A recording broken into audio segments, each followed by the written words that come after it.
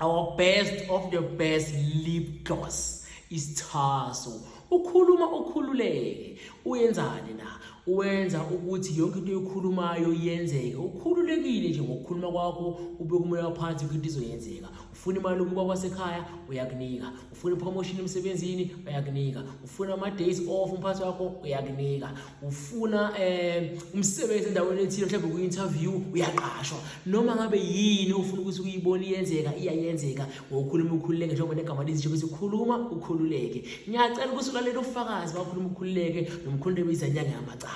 Nami ngiyawufaka ukhuluma ukhululeke njengoba ngibona ngikhuluma ukhululekile. Thokoza mkhulu, ngiyabonga.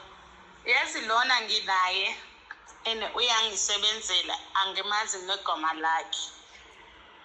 Nase groupini namhlanje bengibatshela ngaye ngithi this one is the girl that she thinks she is. I don't even know her name. Ngizobuyela ngibatshele ukuthi ubizwa bane imalini. Ngoba hayi lo girl uyenza amawululu la mawukhuluma nabantu, especially when you need something.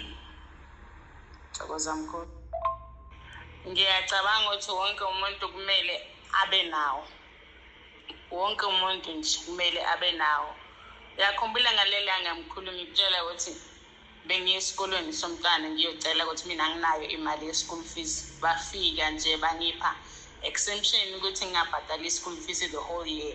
The whole 2026 mkhulu njengoba ngingabhadali school fees mfana esikolweni. And khumbula ungena ku private school. Bamuphe exception for the whole year. School fees sakhe it's one.